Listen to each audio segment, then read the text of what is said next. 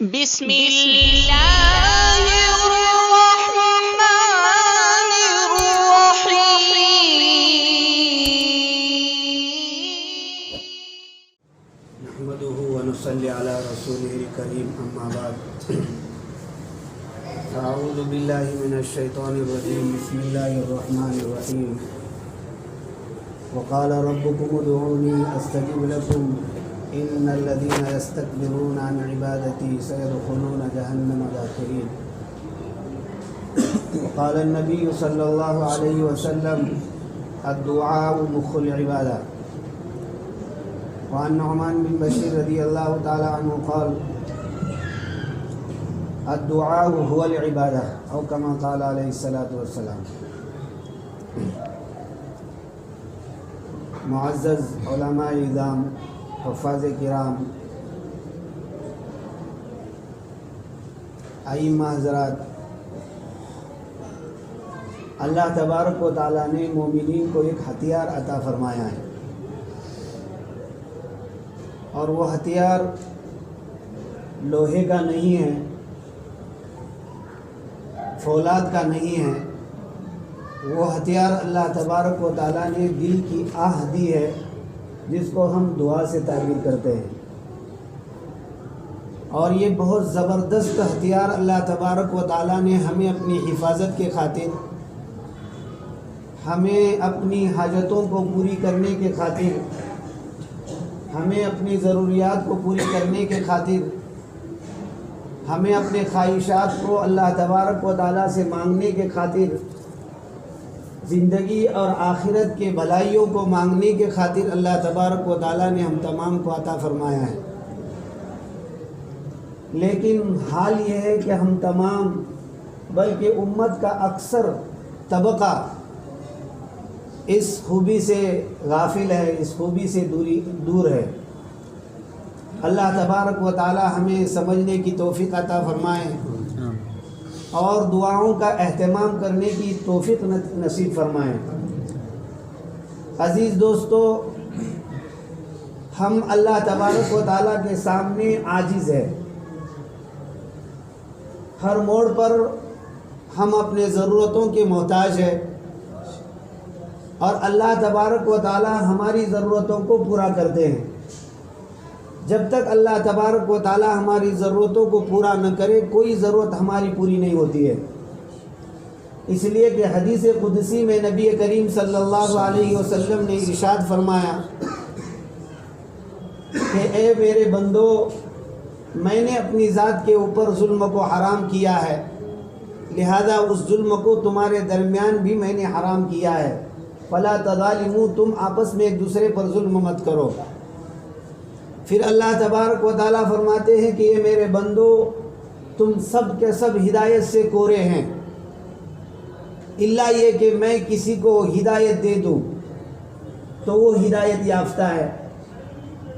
اللہ فرماتے ہیں کہ تم مجھ سے ہدایت کی دعا کرو، میں تمہیں ہدایت عطا کروں گا. پھر اللہ تبارک و تعالیٰ فرماتے ہیں کہ میرے بندو، تم سب کے سب بھوکے ہیں سوائے اس کے کہ میں جس کو کھانا کھلاؤں. پھر اللہ تبارک و تعالیٰ فرماتے ہیں کہ میرے بندو، تم مجھ سے روزی طلب کرو، میں تم کو روزی عطا کروں گا. پھر اللہ تبارک و تعالیٰ ارشاد فرماتے ہیں کہ میرے بندو، تم سب کے سب ننگے ہو، بدن سے عاری ہو، الا یہ کہ میں جس کو کپڑا پہنا ہوں وہ کپڑے پہنے ہوئے ہیں. پھر اللہ تبارک و تعالیٰ فرماتے ہیں کہ تم مجھ سے کپڑا طلب کرو، میں تمہیں کپڑا عطا کروں. پھر اللہ تبارک و تعالیٰ فرماتے ہیں کہ میرے بندو، تم سب کے سب خطا کار ہو، گنہگار ہو، اللہ کی نافرمانی کرنے والے ہو، اور میں سب کی توبہ کو قبول کرتا ہوں، لہذا تم مجھ سے توبہ کرو، مجھ سے مانگو، میں تمہاری بخشش کروں گا. یہ حدیث ہمیں یہ بتلا رہی ہے کہ ہم اللہ تبارک و تعالیٰ کی جانب سے ضرورتوں کے پورا کرنے کے محتاج ہیں. جب تک اللہ تبارک و تعالیٰ ہماری ضرورتوں کو پورا نہیں کریں گے، ہماری ضرورتیں پوری نہیں ہو سکے گی. اس لیے ہر ضرورت کو اللہ تبارک و تعالیٰ سے مانگنے کا نبی کریم صلی اللہ علیہ وسلم نے حکم دیا ہے.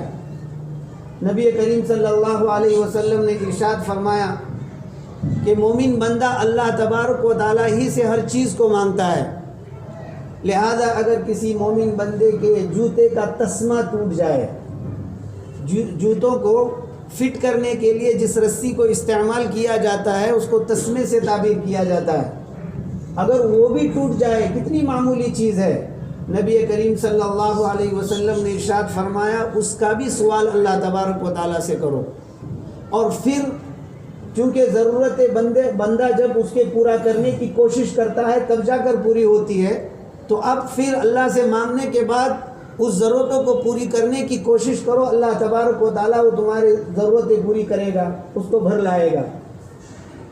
نبی کریم صلی اللہ علیہ وسلم نے احادیث کے اندر دعاؤں کے متعلق بہت ساری فضیلتیں بیان فرمائی ہیں۔ نبی کریم صلی اللہ علیہ وسلم نے ارشاد فرمایا سارے عبادتوں کا مخن، سارے عبادتوں کا مغز یہ دعا ہے۔ الدعاء مخ العبادہ، آدمی عبادت کرتا ہے لیکن عبادت کے بعد اللہ تبارک و تعالیٰ سے مانگنا یہ اس کا مغز ہے۔ اسی لیے انبیاء علیہ السلام جب کوئی بڑا کام کیا کرتے تھے تو اللہ تبارک و تعالیٰ سے دعا مانگتے تھے۔ حضرت ابراہیم علیہ السلام کو خانہ کعبہ کا حکم بنانے کا حکم اللہ تبارک و تعالیٰ نے دیا۔ حضرت ابراہیم علیہ السلام نے اپنے بیٹے کو لے کر خانہ کعبہ کی تعمیر مکمل کر دی۔ اب اس کے بعد اللہ تبارک و تعالیٰ سے دعا کی، اللہ تبارک و تعالیٰ سے دعا کر رہے ہیں کہ اللہ تبارک و تعالیٰ ربنا وجعلنا مسلمین لک ومن ذریتنا امۃ مسلمۃ لک وارنا مناسکنا وتب علینا انک انت التواب الرحیم۔ پھر آگے ایک ایسی دعا مانگی ہے کہ جو دعا حضرت ابراہیم علیہ السلام کے ذات قدسی ہی پر اللہ تبارک و تعالیٰ نے القاء فرمائی تھی۔ وہ اللہ تبارک و تعالیٰ سے سارے دنیا کا نور طلب کر رہے ہیں، انبیاء علیہ السلام کے سردار کو اپنی ذریت میں آنے کی درخواست کر رہے ہیں، اللہ سے کہہ رہے ہیں کہ ربنا وبعث فیہم رسولا منہم یتلو علیہم آیاتک ویعلمہم الکتاب والحکمہ۔ اے اللہ تبارک و تعالیٰ تو میری ذریت کے اندر ایک نبی پیدا فرما جو آگے جو باتیں بیان کی ہے وہ کام کرے۔ اللہ تبارک و تعالیٰ نے حضرت ابراہیم علیہ السلام کی دعا ہی کا نتیجہ تھا کہ نبی کریم صلی اللہ علیہ وسلم کو حضرت اسماعیل علیہ السلام کے خاندان میں پیدا کیا۔ آدمی مانگ لیتا ہے اللہ تبارک و تعالیٰ سے، لیکن وہ دعائیں اللہ تبارک و تعالیٰ اس کی کیسی پوری کرتے ہیں اس کو اس کی خبر بھی نہیں ہوتی ہے۔ ابراہیم علیہ السلام نے مانگا تھا کب، اور اللہ تبارک و تعالیٰ نے ان کی دعاؤں کو قبول کب کیا؟ اسی لیے حدیث میں نبی کریم صلی اللہ علیہ وسلم نے ارشاد فرمایا کہ جب بندہ اللہ تبارک و تعالیٰ سے دعا مانگتا ہے تو تین چیزوں میں سے ایک چیز تو اس کو ضرور حاصل ہو جاتی ہے۔ پہلی چیز تو یہ ہے کہ جو مانگا فوراً اللہ تبارک و تعالیٰ اس بندے کو عطا کر دیتے ہیں، اور واقعات کئی احادیث کے اندر کئی سارے واقعات ایسے ہیں کہ جس سے یہ معلوم ہوتا ہے کہ مانگا اللہ تبارک و تعالیٰ نے فوراً عطا کیا۔ جیسے کہ حضرت ابراہیم علیہ السلام اپنی بیوی سارہ کو لے کر مکۃ المکرمہ سارہ کو لے کر جو سفر کر رہے تھے، جب مصر پہنچے تو وہاں کا جو بادشاہ تھا وہ بڑا ظالم بادشاہ تھا۔ وہ کسی کی خوبصورت عورت کو دیکھتا تو اس کے ساتھ منہ کالا کرنے کے لیے اس کو استعمال کرتا۔ حضرت ابراہیم علیہ السلام بھی جب اس مقام پر پہنچے تو ابراہیم علیہ السلام کو اس نے بلایا، باتیں ہوئی، اس نے پوچھا کہ تمہارے ساتھ کون ہے؟ تو ابراہیم علیہ السلام نے کہا کہ وہ میری بہن ہے۔ چنانچہ ان کو بھی بلایا گیا۔ آپ سب جانتے ہیں کہ اس موقع سے اس نے جب حضرت سارہ کے طرف بدنیتی سے اپنا ہاتھ آگے کیا، سارہ نے 2 رکعت نماز پڑھ کر اللہ تبارک و تعالیٰ سے دعا کی، اسی وقت اللہ کی جانب سے دعا قبول ہو گئی اور فوراً وہ بدحواس ہو کر وہ زمین پر گر گیا۔ جب اس کو ہوش آیا تو دوسری مرتبہ کوشش کی، دوسری مرتبہ بھی اسی طرح سے ہوا، پھر تیسری مرتبہ کوشش کی، تیسری مرتبہ بھی سارہ کی دعا سے اللہ تبارک و تعالیٰ نے اس کو بے ہوش گرایا۔ تب وہ جب اٹھا تو اس نے کہا کہ کس بھوتنی کو تم نے میرے سامنے لایا ہے، لے جاؤ اس کو یہاں سے. اور پھر ان کے اس پاکیزہ اخلاق کو دے کر مرعوب ہو کر اپنی بیٹی حضرت حاجرہ کو ان کے سپرد کر دیا ان کی خدمت کے خاطر. تو اللہ تبارک و تعالیٰ سے جب دعا کی جاتی ہے تو اللہ تبارک و تعالیٰ فی الفور دعا قبول بھی فرماتے ہیں، اور وہ اللہ تبارک و تعالیٰ کے اختیار میں ہے. اور وجہ اس کی یہ ہے کہ بندوں کی ضرورتوں کو اللہ تبارک و تعالیٰ اچھی طرح جانتے ہیں. جس چیز کو اللہ تبارک و تعالیٰ سے بندے نے مانگا ہے وہ چیز اس کے حق میں بہتر ہے یا نہیں وہ اللہ تبارک و تعالیٰ جانتے ہیں. تو اللہ تبارک و تعالیٰ اس بندے کو وہ چیز عطا فرماتے اگر اس کے حق میں بہتر ہو، یا پھر اللہ تبارک و تعالیٰ اس کے اس دعا کو قبول نہیں فرماتے ہیں، آخرت کے لیے ذخیرہ بنا کر رکھ دیتے ہیں. حدیث پاک کے اندر نبی کریم صلی اللہ علیہ وسلم نے ارشاد فرمایا، جب بندے میدان محشر میں اللہ تبارک و تعالیٰ کے سامنے جمع ہوں گے اور اس وقت ان کے دعاؤں کا بدلہ ان کے سامنے اللہ تبارک و تعالیٰ دیں گے، تو بندے اس وقت یہ خواہش کریں گے کہ کاش دنیا میں کوئی دعا قبول نہ ہوتی اور سارا صلہ آج مل جاتا تو کتنا اچھا ہوتا. ہمارا معاملہ تو ایسا ہے کہ جب اللہ تبارک و تعالیٰ سے ہم دعا کرتے ہیں تو دعا کرنے کے بعد ہم یہ سوچتے ہیں کہ فی الفور میری دعا قبول ہونی چاہیے. اگر قبول ہو گئی تو ٹھیک، اور اگر قبول نہیں ہوتی ہے تو ہم جو ہے کبیدہ خاطر ہو جاتے ہیں، اللہ سے بدظن ہو جاتے ہیں. لوگوں کے سامنے یہ کہتے پھرتے ہیں کہ ہم عبادت کر رہے ہیں، اس کے باوجود ہماری دعا قبول نہیں ہو رہی. کون سی مجھ سے ایسی غلطی ہوئی ہے کہ میری دعا قبول نہیں ہوتی ہے؟ نہ جانے زبان سے کیسے کیسے الفاظ ہم اللہ تبارک و تعالیٰ کے متعلق نکالتے ہیں. ذہنی سوچ تو خراب ہو ہی جاتی ہے. وہ ذہنی سوچ دل پر گردش کر کر جب زبان سے نکلتی ہے تو اللہ تبارک و تعالیٰ کو غضب آتا ہے کہ یہ بندہ کیوں جلدی کر رہا ہے جبکہ میں نے اس کے لیے آخرت کے لیے ذخیرہ کر رکھا ہے. حضرت موسیٰ علیہ السلام نے دیکھا کہ ایک اللہ کا بندہ بہت گریہ اور زاری دعاؤں کے اندر کر رہا ہے. حضرت موسیٰ علیہ السلام نے اللہ تعالیٰ سے کہا کہ اللہ دعاؤں کو قبول کرنا اگر میرے اختیار میں ہوتا تو اس بندے کی میں دعا قبول کر لیتا. اللہ تبارک و تعالیٰ نے حضرت موسیٰ علیہ السلام پر وحی بھیجی، اے موسیٰ اس کے شہرت سے زیادہ قریب میں ہوں، اس کے دعاؤں کو میں سن رہا ہوں، اس کے عاجزی کو میں دیکھ رہا ہوں. لیکن اے موسیٰ وہ جو دعا کر رہا ہے اس کی چند بکریاں ہیں، ان بکریوں کے اندر اپنے دل کو اس نے اٹکائے رکھا ہے، اور وہ بس مانگ تو رہا ہے، عاجزی تو کر رہا ہے، لیکن دل سارا بکریوں کے اندر ہے. میں کیسے اس کی دعاؤں کو قبول کروں؟ نبی کریم صلی اللہ علیہ وسلم نے فرمایا، اللہ تبارک و تعالیٰ اس بندے کی جس کا قلب غافل ہو اور لاپرواہ ہو اس کی دعا قبول نہیں کرتے ہیں. جو بندہ اللہ تبارک و تعالیٰ سے دعا کرتا ہے خشوع اور خضوع کے ساتھ، حضور قلب کے ساتھ، اللہ تبارک و تعالیٰ سے دعا کے قبول ہونے کے یقین کے ساتھ، ایسے بندے کی دعا اللہ تبارک و تعالیٰ قبول فرماتے ہیں. حضرت موسیٰ علیہ السلام نے ایک بندے کو دیکھا کہ وہ اللہ تبارک و تعالیٰ سے دعا کر رہا ہے، اس کی دعا قبول نہیں ہو رہی ہے. اللہ تبارک و تعالیٰ سے اسی طرح سے عرض کیا. اللہ تبارک و تعالیٰ نے کہا کہ موسیٰ میں سب دیکھ رہا ہوں کہ وہ گریہ اور زاری کر رہا ہے، رو رہا ہے، اپنے آنسوؤں کو بہا رہا ہے، وہ حضور قلب سے مانگ رہا ہے، لیکن میں کیسے دعا کروں جبکہ اس کے پیٹ کے اندر حرام کا مال اور حرام کا لقمہ گیا ہوا ہے؟ میں کیسے اس کی دعا کو قبول کروں؟ اللہ تبارک و تعالیٰ اس شخص کی دعا کو قبول نہیں کرتے ہیں جس کے قلب کے اندر جس کے پیٹ کے اندر حرام کا لقمہ جاتا ہے. اسی لیے اہل اللہ نے یہ بات بیان کی ہے کہ دعا کے قبولیت کے لیے جن چیزوں کا پایا جانا شرط ہے ان کو پوری طرح ادا کرنا ضروری ہے. جن میں سب سے پہلی شرط یہ ہے کہ آدمی اللہ تبارک و تعالیٰ سے جب مانگنے کا ارادہ کرے تو اپنے دل سے سچی توبہ کر لے، اس کے بعد اچھی طرح وضو کرے، اچھی طرح وضو کرنے کے بعد وہ مسجد میں آ کر 2 رکعت نماز پڑھے، اس کے بعد قبلے کے جانب رخ کر کر اپنے ہاتھ کو اٹھا کر اپنے باطن کو اپنے چہرے کے طرف رکھ کر بسم اللہ الرحمن الرحیم کے ذریعے سے اپنی دعا کی ابتدا کرے. پھر اس کے بعد اللہ تبارک و تعالیٰ کی تحمید و تمجید بیان کرے، پھر رسول اللہ صلی اللہ علیہ وسلم کے اوپر دعا پڑھے، پھر اس کے بعد اپنے گناہوں کا اقرار کرے، حضور قلب کے ساتھ اللہ تبارک و تعالیٰ سے مانگے، دعا کے قبول ہونے کے یقین کے ساتھ اللہ تبارک و تعالیٰ سے مانگے۔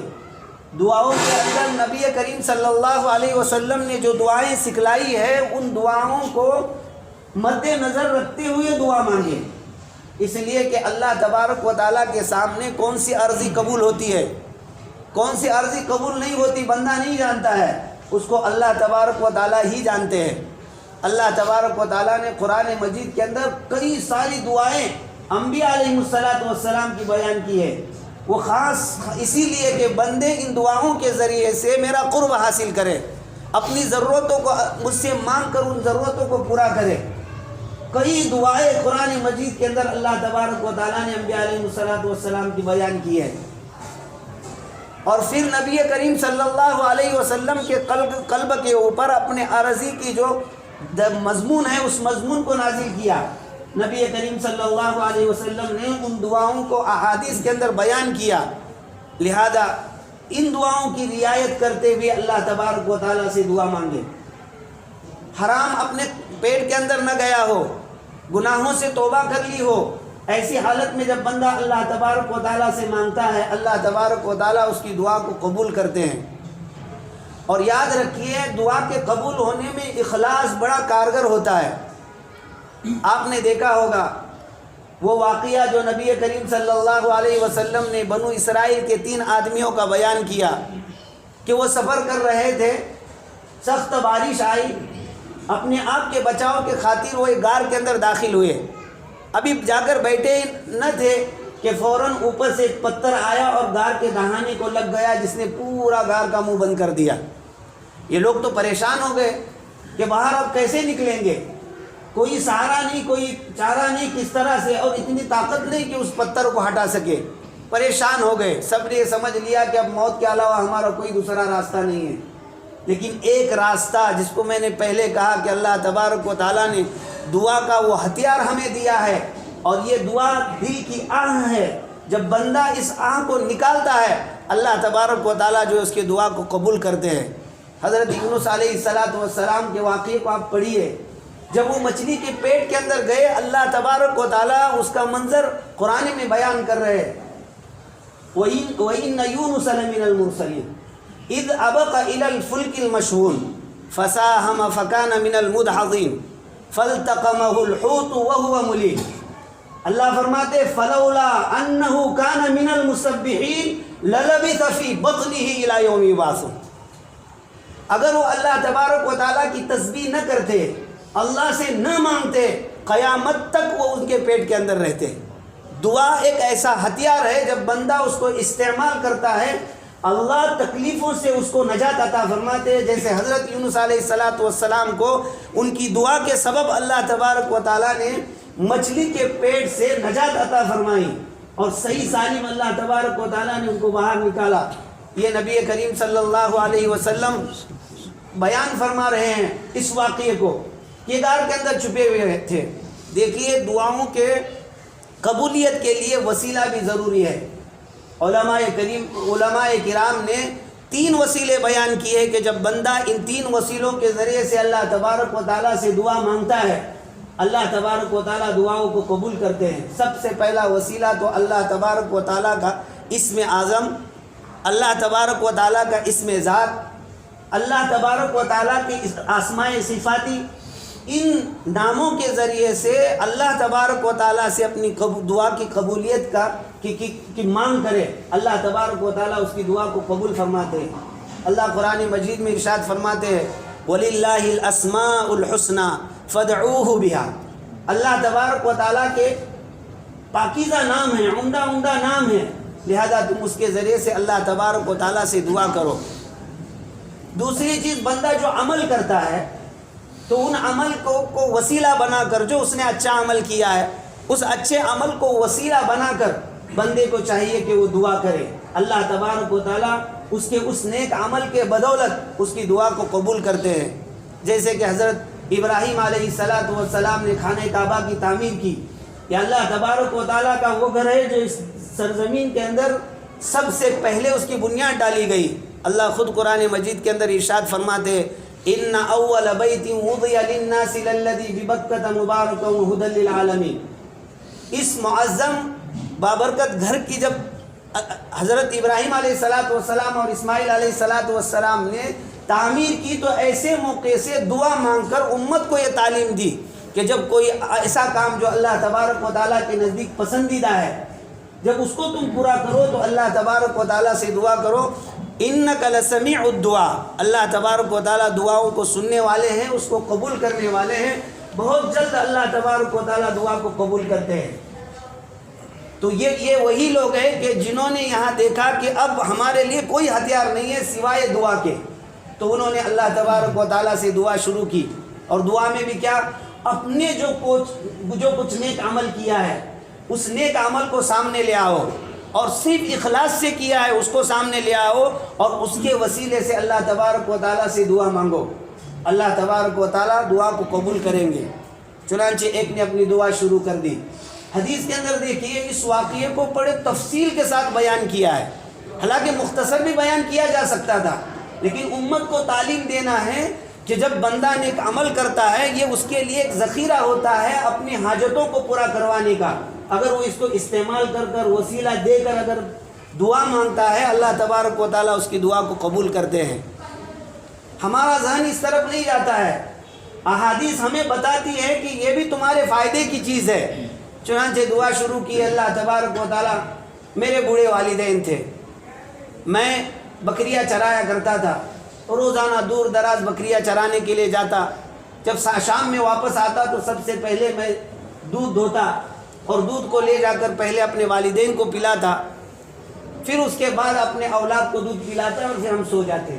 ایک دن کسی سبب میں دور چلا گیا, آنے میں دیری ہو گئی. رات میں نے بکریوں کا دودھ دھویا. اس کے بعد جب میں اپنے والدین کے پاس لے کر گیا دیکھا کہ والدین سو چکے ہیں. اب میں جگانا تو پسند نہیں کر رہا تھا. بس تیرے رضا کے خاطر میں اس دودھ کو لے کر کھڑا رہا. میرے بچے میرے پیر کے پاس رو رہے تھے بھوک کے سبب, لیکن یہ اللہ والدین کی اطاعت اور فرما برداری کے خاطر اور تجھے راضی کرنے کے خاطر میں نے جو ہے اس دودھ کو لے کر کھڑا رہا. میں اس دودھ کو لے کر کھڑا رہا یہاں تک کہ والدین بیدار ہوئے. میں نے ان کو پلایا, اس کے بعد بچوں کو دیا, اور یہ عمل میں نے تیرے لیے کیا ہے. اے اللہ تبارک و تعالیٰ, یہ عمل اگر میں نے خالص تیرے لیے کیا ہے تو تو میری دعا کو قبول فرما کر اس پتھر کو ہٹا دے. بس تھوڑا سا پتھر ہٹ گیا. یہ حدیث کے اندر بیان کیا گیا ہے. اللہ سے دعا مانگی, پھر فور اللہ تبارک و تعالیٰ کی جانب سے دعا قبول ہو گئی. تھوڑا سا پتھر جب ہٹا تو دوسرے نے اپنی دعا شروع کی. اے اللہ تبارک و تعالیٰ, میرے ایک چچا کی لڑکی تھی, مجھے بہت وہ پسند تھی. میں چاہتا تھا کہ کسی طرح سے اپنا منہ اس کے ساتھ کالا کروں, لیکن قابو میں نہیں آتی تھی. ایک مرتبہ ایسا ہوا کہ 61 سالی کا زمانہ چل رہا تھا, اس کو درہم کی ضرورت پڑی.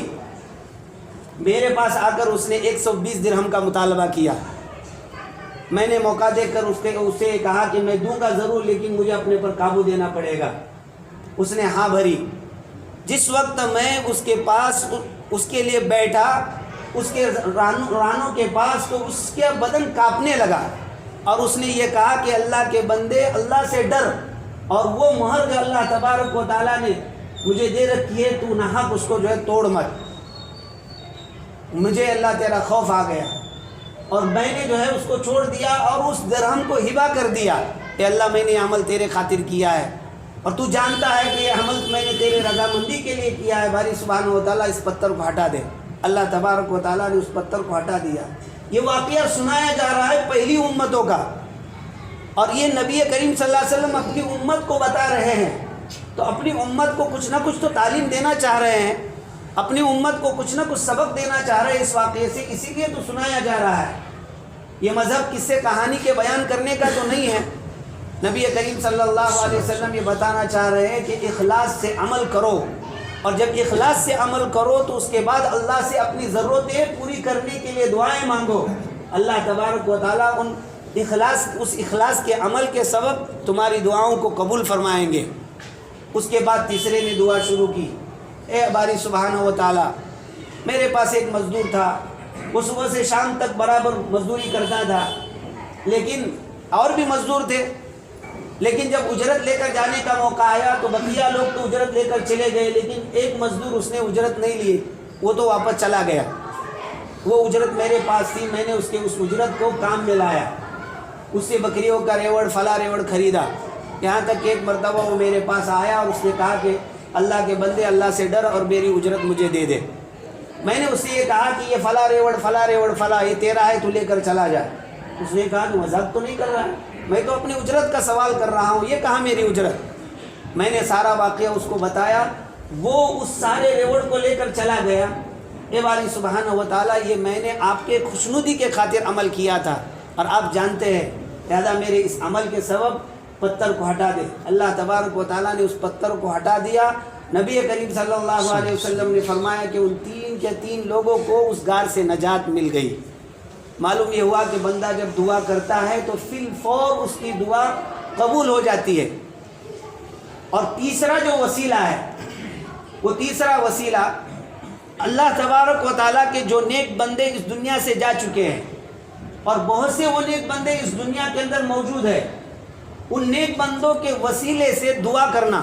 گرچہ بعض علماء نے اس کو ممنوع لکھا ہے، لیکن جمہور یہ کہتے ہیں کہ یہ بھی ایک وسیلہ ہے، اس سے بھی دعا مانگی جائے، اس لیے کہ اللہ تبارک و تعالیٰ فرماتے یا ایھا الذین آمنوا اتقوا اللہ وابتغوا الیہ الوسیلۃ وجاہدوا فی سبیلہ لعلکم تفلحون۔ وسیلے کی دعا وسیلے کے استعمال کرنے کا اللہ تبارک و تعالیٰ نے حکم دیا ہے۔ حضرت عمر بن الخطاب رضی اللہ تعالیٰ عنہ کے واقعات میں یہ بات بیان کی گئی ہے، بخاری شریف کے اندر بھی یہ واقعہ موجود ہے۔ حضرت عمر بن الخطاب رضی اللہ تعالیٰ عنہ یہ اپنے زمانے میں یہ کہا کرتے تھے کہ اللہ تبارک و تعالیٰ جب آپ کے نبی ہمارے درمیان میں موجود ہوتے تھے تو ہم نبی کا وسیلہ لے کر دعا کرتے تھے، آپ ہماری دعاؤں کو قبول فرماتے۔ اے باری سبحانہ و تعالیٰ، اب نبی تو ہمارے درمیان میں نہیں ہے، لیکن نبی کے چچا عباس موجود ہے، عباس کے وسیلہ تجھے دیتا ہوں کہ ان کے سلے میں ہماری دعا قبول فرما۔ اللہ تبارک و تعالیٰ دعا کو قبول فرماتے تھے۔ اس سے یہ معلوم ہوا کہ نیک لوگوں کا وسیلہ دے کر اللہ تبارک و تعالیٰ سے دعا مانگنی چاہیے۔ تو ایک تو یہ کہ اللہ سے دعا مانگی، اللہ تبارک و تعالیٰ فی الفور دے دیتے ہیں۔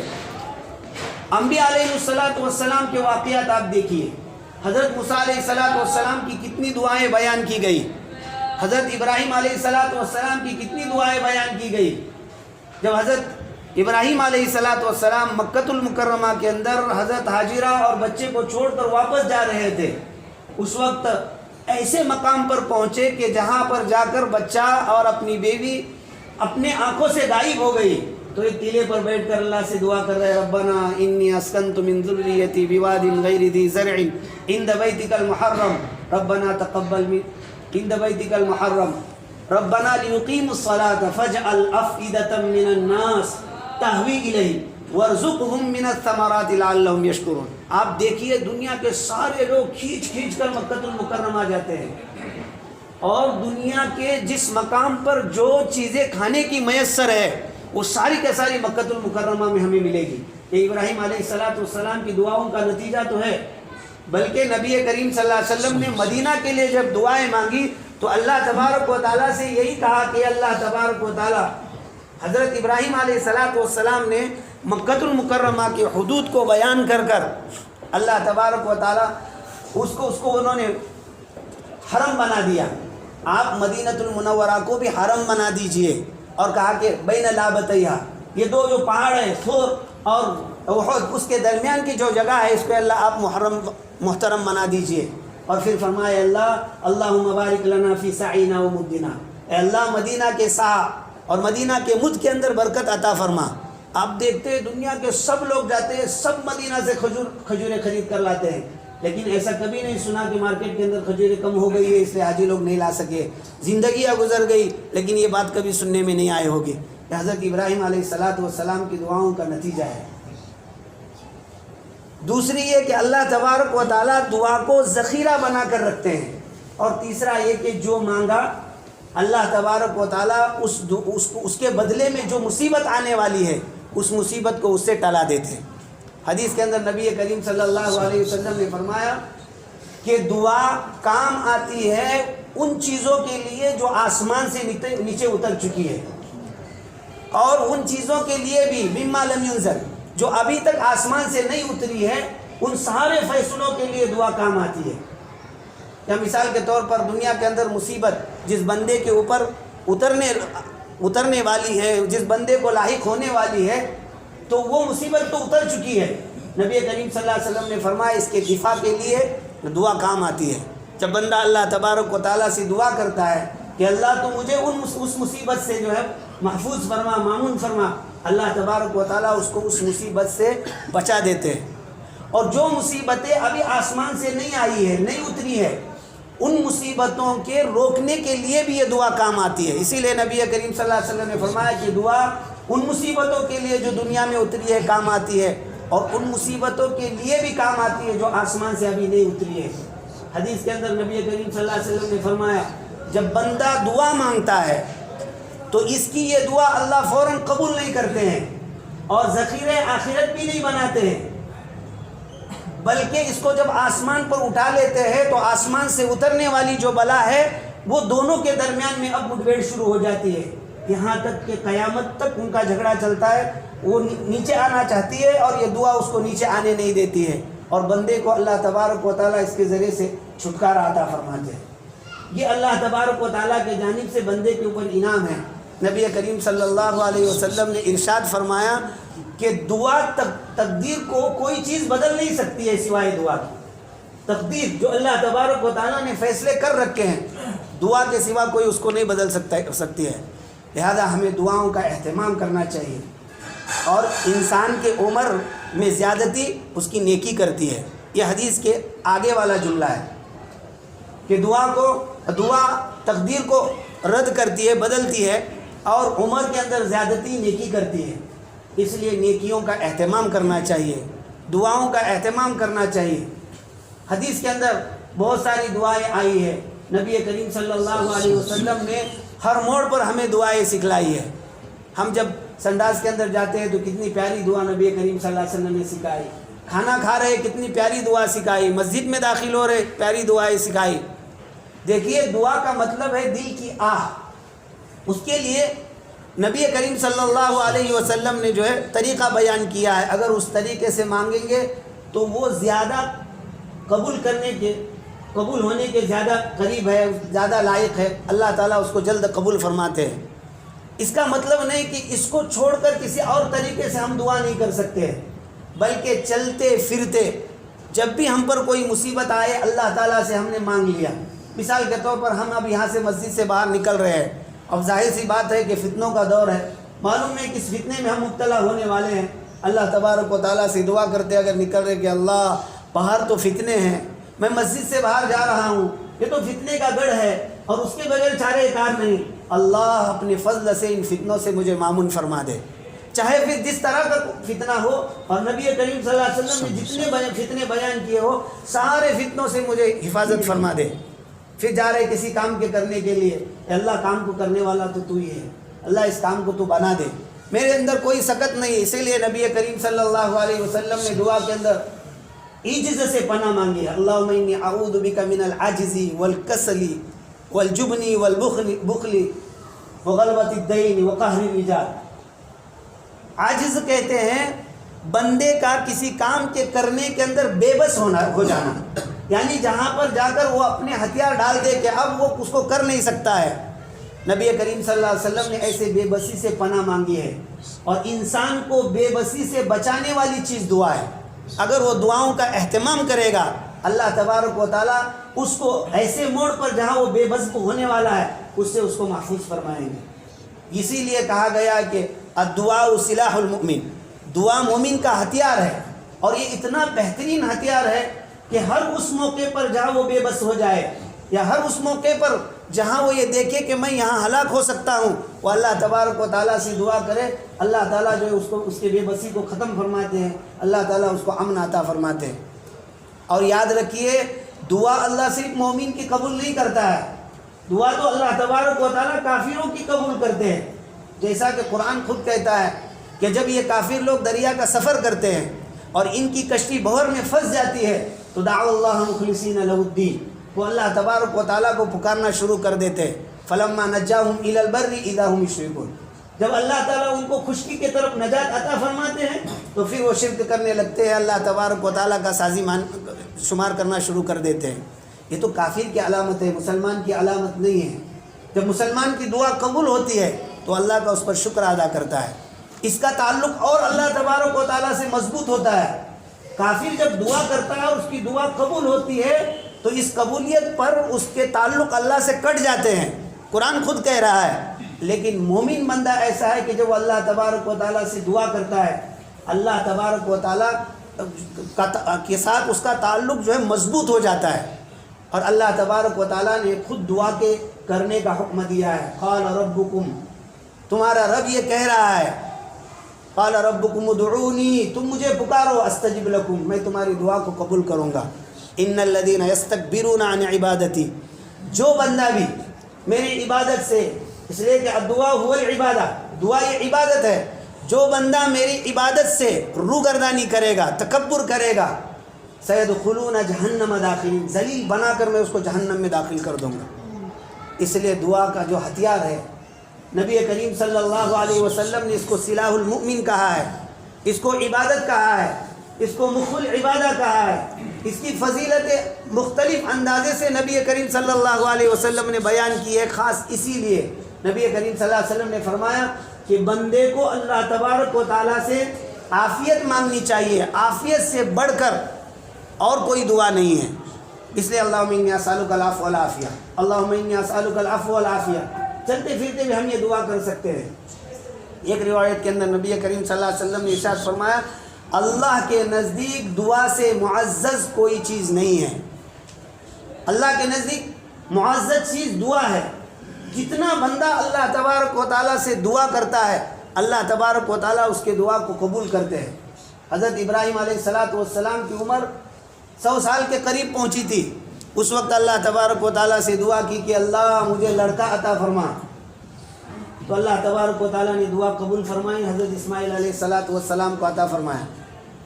حضرت زکریا علیہ السلام نے دیکھا حضرت مریم علیہ السلام ان کے پرورش کے اندر تھی, حضرت زکریا علیہ السلام کے.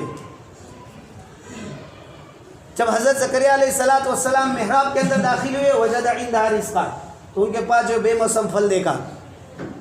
قال, انہوں نے کہا کہ انا لک ھذا, یہ تمہارے پاس کہاں سے آ گئے؟ تو حضرت مریم علیہ السلام نے کہا کہ ہی من عند اللہ, یہ تو اللہ تبارک و تعالیٰ کی جانب سے ہے. بس وہاں قرآن یہ کہہ رہا ہے, ہنالک دعا زکریا ربہ, کیا دعا مانگی؟ رب ھب لی من لدنک ذریۃ طیبہ انک سمیع الدعاء. اللہ نے دعا قبول فرما لی اور حضرت یحییٰ علیہ السلام عطا فرمائے. تو اللہ تبارک و تعالیٰ دعا کو قبول کرتے ہیں. اسی لیے بہت سے مواقع ایسے ہیں کہ جن موقعوں پر دعا مانگنے کی نبی کریم صلی اللہ علیہ وسلم نے جو ہے تعلیم دی ہے, تلقین کی ہے. بندوں امت سے یہ کہا ہے کہ اس موقع پر دعا مانگیے. جیسے کہ مکۃ المکرمہ میں آپ پہنچے, آپ دعا مانگیے. حرم میں پہنچے, دعا مانگیے. حتیم کے پاس پہنچے, دعا مانگیے. ملتزم کے پاس پہنچے, دعا مانگیے. زمزم پی رہے, دعا مانگیے. صفا مروہ پر دعا مانگیے. مسعی کے اندر دعا مانگیے. عرفات میں دعا, مزدلفہ میں دعا. یہ وہ مقام ہے جو قبولیت کے ہے. مسجد میں ہے, یہ دعا قبولیت کا موقع ہے. تعمیر مسجد کے بعد قبولیت کا موقع ہے. یہ مواقع بیان کی ہے. اچھا نیک عمل کرو, اس کی لمبی حدیث بیان کر کر نبی کریم صلی اللہ علیہ وسلم نے بتایا کہ پہلی امتوں کی دعائیں ان کے عمل کے سبب قبول کی گئی. لہذا جب بھی اچھا عمل کرو تو دعا کرو. اور نماز میں جو تعلیم دی گئی ہے دعا کے, اس سے بڑھ کر ترغیب اور زیادہ نہیں ہو سکتی ہے. کہ نماز میں جہاں 2 رکعتیں ہوتی ہیں تو ہر رکعت میں سب سے پہلے سورہ فاتحہ کو لازم کیا ہے. 4 رکعتیں ہیں تو ہر رکعت میں سورہ فاتحہ کو لازم کیا ہے. گرچہ سنت طریقے پر کیوں نہ ہو, لیکن آخری 2 رکعت کے اندر اس کو پڑھنا ہے. پھر نفل پڑھ رہے تو اس میں بھی, واجب پڑھ رہے ہیں تو اس میں بھی, اور بعض ائمہ کے نزدیک جنازے کی نماز پڑھ رہے تو اس میں بھی سورہ فاتحہ پڑھنی ہے. اس سے یہ معلوم ہوا کہ سورہ فاتحہ دعا ہے. دعاؤں کا اہتمام بہت ضروری ہے. اور دعاؤں میں بھی کیا دعا مانگی جا رہی ہے؟ اہدنا الصراط المستقیم صراط الذین انعمت علیہم من النبی صراط الذین انعمت علیہم غیر المغضوب علیہم ولا الضالین. تو یہ جو دعا سکھلائی گئی ہے اس میں اپنی ہدایت کی دعا، منعم علیہم جو ہے ان کے لیے جو نعمتیں اللہ نے دے رکھی ہے ان کی دعا، اور مغضوب علیہم اور ضالین جو لوگ ہیں ان سے حفاظت کی دعا.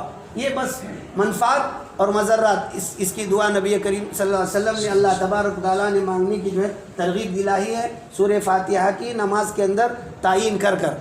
اس لیے عزیز دوستو ہمارے لیے ضروری ہے کہ ہم دعاؤں کے لیے وقت متعین کریں. حضرت جی مولانا الیاس صاحب نور اللہ مرکزہ یہ کہا کرتے تھے کہ دعاؤں کا ایک نصاب بنا دیجئے کہ دن میں 20 منٹ مجھے اللہ تبارک و تعالیٰ کے سامنے راز و نیاز کی باتیں کرنا ہے. اہل اللہ کو آپ دیکھیے کہ راتوں میں اٹھ کر گھنٹوں گھنٹے، نبی کریم صلی اللہ علیہ وسلم نے ایک حدیث میں ارشاد فرمایا کہ اللہ تبارک و تعالیٰ کے نزدیک سب سے جلدی قبول ہونے والی دعا وہ تہجد کے موقع پر کی جانے والی دعا ہے. بہت جلدی دعا قبول ہوتی ہے. ایک اور روایت کے اندر یہ آیا ہے کہ سجدے میں جب بندہ اللہ سے دعا مانگتا ہے تو سجدے میں بندہ اللہ سے بہت زیادہ قریب ہوتا ہے. اللہ تبارک و تعالیٰ اس موقع سے جو دعا مانگی جاتی ہے اللہ تعالیٰ قبول فرماتے ہیں. ہم دعاؤں سے بہت دور ہیں. ہم حاجات اللہ تبارک و تعالیٰ سے نہیں مانگتے ہیں، جبکہ سارے امت کا اس بات پر اتفاق ہے کہ مصائب تکالیف آلام کے اوپر دعاؤں کے بغیر آدمی پناہ نہیں پا سکتا ہے. اور ہم دیکھ رہے ہیں کہ امت مسلمہ کس مصیبت کے اندر مبتلا ہے، اس کے باوجود ہم اللہ تبارک و تعالیٰ کے سامنے ہاتھ اٹھا کر اللہ سے امت کے نجات کے لیے دعا نہیں کرتے ہیں. اس لیے ہمیں چاہیے کہ ہم جب امت کے رہنما ہیں، رہبر سمجھے جاتے ہیں، ہم مساجد کے ائمہ ہیں، ہمارے اوپر ایک ذمہ داری ہے ہمارے رعایا کی. وہ رعایا کی ذمہ داری میں سے ایک ذمہ داری یہ بھی ہے، اور دعاؤں کے آداب میں سے ایک ادب یہ بھی ہے کہ دعا کے اندر عمومیت ہونی چاہیے. دعا کے اندر عمومیت ہونی چاہیے. اور دعا مانگنے کی جب ابتدا کرے تو اپنے نفس سے ابتدا ہونی چاہیے. اپنے لیے جب مانگ کر فارغ ہو جائے تب جا کر پھر ساروں کے لیے دعائیں مانگنی ہیں. تو دعاؤں کے اندر عمومیت ہو یہ بھی ایک ادب ہے. لہذا امت کے لیے، اپنے گھر والوں کے لیے، رشتہ داروں کے لیے، وہ سب تو ہم سے امید لگا کر بیٹھے ہیں کہ یہ نیک ہے، یہ اللہ والے ہیں، یہ حافظ ہے، یہ عالم ہے، یہ قاری ہے، یہ نمازی ہے، یہ جو قرآن کی تلاوت کے پابند ہے، یہ اگر ہمارے لیے دعا کریں گے تو ہم جو ہے کامیاب ہو جائیں گے. وہ تو ہم پر سہارا اور تکیہ لگا کر بیٹھے ہیں، اور ہمارا یہ حال ہے کہ ہم نے اب تک کبھی ان کے لیے دعا نہیں کی. اس لیے ہمارے لیے ضروری ہے کہ ہم ہمارے لیے، ہمارے گھر والوں کے لیے، اہل و عیال کے لیے، دوست و احباب کے لیے، ہم سے متعلقین کے لیے، ہم سے محبت کرنے والوں کے لیے، ساری امت کے لیے، تمام انسانیت کے لیے اپنی دعاؤں کے اندر جو ہے عمومیت. نبی کریم صلی اللہ علیہ وسلم نے فرمایا کہ دعا میں قبول جو زیادہ ہوتی ہے تو بہت سے مواقع، ان میں سے ایک موقع یہ بھی ہے کہ ایک آدمی اپنے غائب بھائی کے لیے دعا کرے، اس کی دعا بہت جلدی اللہ تعالیٰ قبول کرتے ہیں. ایک غائب آدمی غائب کے لیے دعا کرے، یعنی میں دعا کر رہا ہوں، اب میرے پاس جو موجود نہیں، میرے بھائی لوگ ہیں، میرے بہنیں ہیں، میرے رشتہ دار ہیں، میں ان کے لیے، میرے دوست احباب ہیں، میں ان کے لیے دعا کروں. تو ایک فرشتہ اس کے سر کے پاس کھڑا ہوتا ہے، وہ کہتا ہے آمین ولک مثلہ. جب وہ کہتا ہے کہ اللہ میرے بھائی کے پریشانیوں کو دور فرما دے، تو ایک فرشتہ کھڑا ہوتا ہے، وہ کہتا ہے آمین، اللہ تیری اس دعا کو قبول فرمائے. ولک مثلہ، اور تیرے لیے، تو جو اس کے لیے دعا مانگ رہا ہے اسی کے مثل اللہ تعالیٰ تجھے بھی عطا فرمائے. ایک تو ہم دعا مانگ رہے ہیں اپنے بھائی کے لیے، لیکن فرشتہ ہمارے لیے دعا مانگ رہا ہے. فرشتے کی دعا کیسے رد ہو سکتی ہے؟ اس لیے عزیز دوستو، اللہ تبارک و تعالیٰ نے جو ہمیں ہتھیار دیا ہے وہ بہت بڑا اور معظم ہتھیار ہے. ہم اس کو استعمال کرنے کی کوشش کریں، اور اس کے استعمال کے طریقوں کو جانیں، مواقع کو جانیں، اور اس کے لیے رکاوٹ جو چیزیں ہیں ان سے اپنے آپ کی حفاظت کریں. اللہ تبارک و تعالیٰ مجھے بھی اور آپ کو بھی دعاؤں کا اہتمام نصیب فرمائیں، اللہ سے مانگنے کا جو ہے اہتمام نصیب فرمائیں، تاکہ ہم دنیا اور آخرت کے اندر سرخرو ہو. اللہ تبارک و تعالیٰ ہماری دعا قبول فرمائے. وآخر دعوانا ان الحمد للہ رب العالمین.